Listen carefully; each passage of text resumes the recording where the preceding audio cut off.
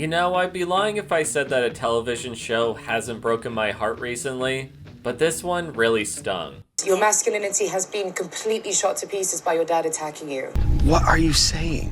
What? What are you talking about? What? What?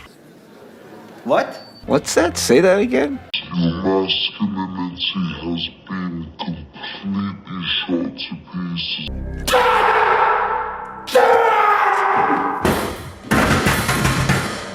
Before I peel back the layers, let me get this straight. I want to say that I like Slow Horses. It's a fun and compelling spy thriller. You got a great cast, good characters, and in terms of quality, the show is very consistent, or at least it was. Season 5, Episode 1, however, fails to be anywhere near as gripping, and instead becomes utterly frustrating and cringy to watch. Yes, it has indeed become filled with political messaging so blatant and on the nose that it's difficult not to roll your eyes at every other line of dialogue. There almost isn't a scene in this entire episode that doesn't bring up race, gender, or dumps heavily on right-wing politics. Fan of Dennis Kimball. Did he ever express extreme views on race or immigration? Lazy caricatures, low-hanging sexist fruit, emasculation of male characters, the works. It's got it all. But let's get into it, shall we? So the episode begins with a mass shooting by a right-wing extremist before he is killed by an unknown assailant. MI5, of course, steps in to investigate, but everything is not as it seems. Was it an inside job or another false flag operation? Well, don't worry, because Emma Flight is here and she's gonna figure it out. And so no, I don't have time for small talk, especially not with someone who once sent a WhatsApp listing suspects in the order he would like to fuck them. We've made inquiries at the local gun club, so... That kind of weapon is not licensed for gun clubs. Case closed. I decide when the case is closed. Girls get it done. Yep, we're doing the rounds here, aren't we?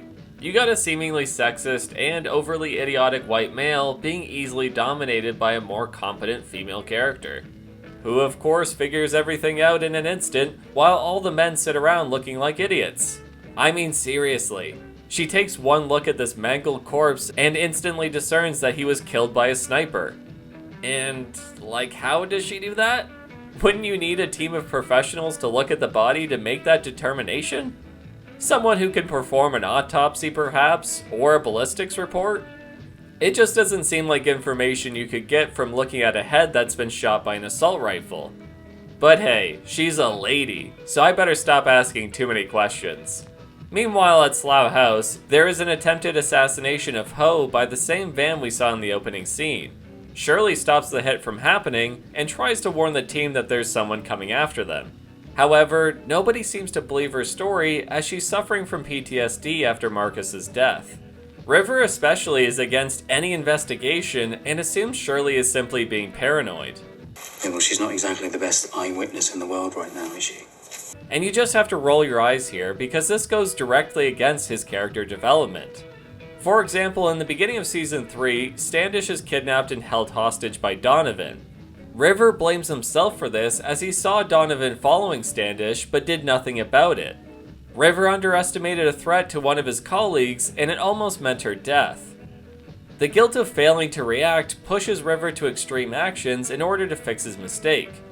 This experience, however, ultimately makes him a better agent.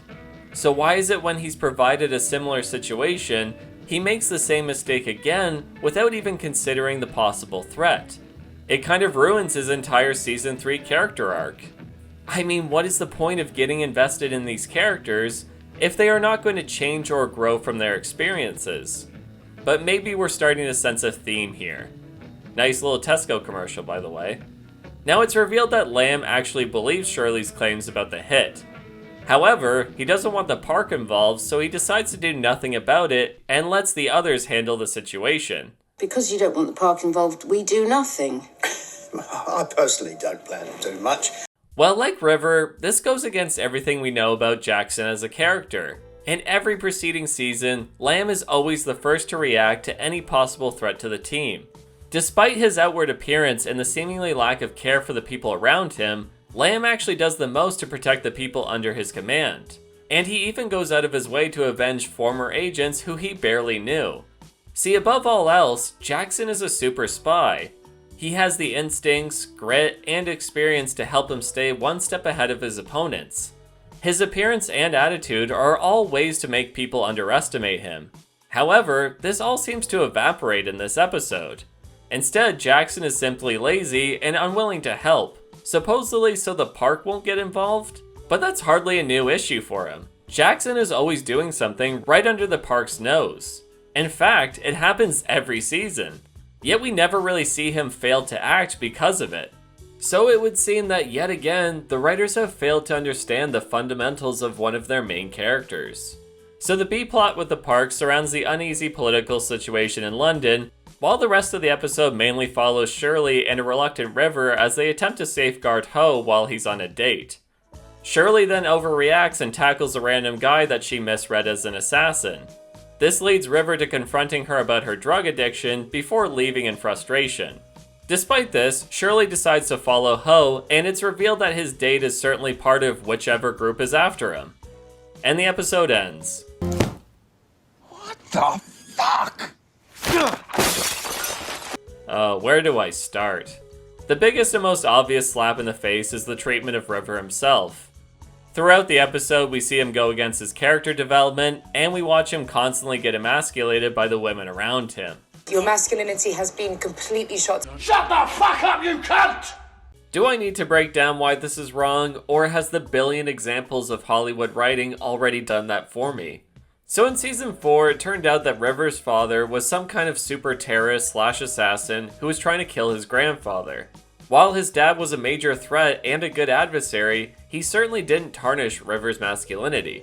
In fact, River was the one who ended up defeating his father by having him arrested in the season finale. Sure, he was definitely on the ropes a few times and made some desperate decisions, but he ultimately came out on top. Something that he actually points out. What do you mean? I caught him. I won that round. What? Listen to yourself. Okay, so you're allowed to say that a man's masculinity has been broken and he's not allowed to defend himself with facts? Women can't live with him, can't live without him. My point being that River grew from his experience and became a better operative because of what happened in season 4. He was the one who saved the day when nobody else could, including you, by the way. So yeah, randomly talking badly about the main character for saving the day is unnecessary, stupid, and downright disrespectful. I mean, what are you trying to tell the audience here? What makes this even more pathetic is that he tries to kiss her afterwards, which, by God, man, you can do a lot better. What the hell is wrong with men? No. So a woman opens up about their feelings, and the first thing they think is, now I can fuck her. Wow. Wait. But unfortunately, this put-down dialogue only continues into the club when River meets up with Shirley, who for an entire scene tells River that he's unattractive. I wonder if anyone's checked me out since I got here. Well, I very much doubt it. You're profoundly asexual. What are the writers trying to say about their main character? Are we supposed to like him, hate him, laugh at his pain? I don't know. And if the men aren't simply being put in their place, then we are given lazy political commentary, which essentially boils down to liberal good, conservative bad. This could all still turn around, of course. I could very well see this guy being the evil mastermind behind the whole thing. But even if that does end up happening, it doesn't really take away from the fact that there's still a clear bias to one political side. You should know I do now consider myself to be something of a feminist. He felt rejected by women, ignored by society, that his British identity was being eroded. He'll never get in. Touch wood, but elections aren't idiot-proof, you know? Again, I have really enjoyed Slow Horses previously, and this isn't the kind of review I was hoping to give, but goddamn does this show ask for it. It just feels so out of place, like the script was written back in 2020. I mean, we're all past this kind of belittling, head-patting, talking down to the audience bullshit, right? We've had our fill, thanks. But hey, this is just the first episode of the season. Maybe it'll turn around. After all, season 1 of Slow Horses had plenty of cringy political jabs. But overall, the show was able to cool it off and focus on the characters and story. And that's really the biggest complaint I have about this episode, is that the messaging becomes before the plot. Male characters don't act in line with their own personalities, simply so a female character can lecture them for it. The story completely surrounds a political campaign that is both lazy and simplistic, And the girl bossing has reached whole new levels of power, as Emma Flight is able to simultaneously step all over a toxic police officer, while also single-handedly solving an investigation within minutes of arriving at the scene. Surely, a woman who is quite literally 5'1", or 1.5 meters if you're from the bloody UK, is able to throw a man off his bicycle like he weighs about as much as a stapler. Girls get it done.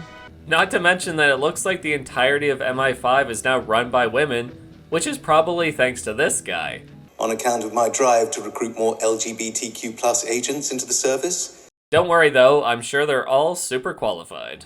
The irony of all of this, of course, is that the show already did a great job of creating strong female characters. The women have always been capable, intelligent, and well written. There was never a need to step on the men to make them look better. And for the most part, it all felt pretty fair. Even in terms of diversity, the show made sense. After all, Slow Horses takes place in London, so it would be strange if the cast was anything but a melting pot of different ethnicities and races. But again, there was never a need to address this or beat us over the head with the idea, as it just came into the plot naturally.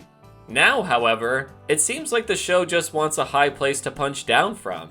But I hope this stops, I really do. I'd hate to see yet another TV show go down this pathway, only to end up at the same result as every other franchise that came before it. So we'll have to wait and see. So far, it's been a horrible start, but it doesn't have to end that way. I'm crossing my fingers, Slow Horses, for now.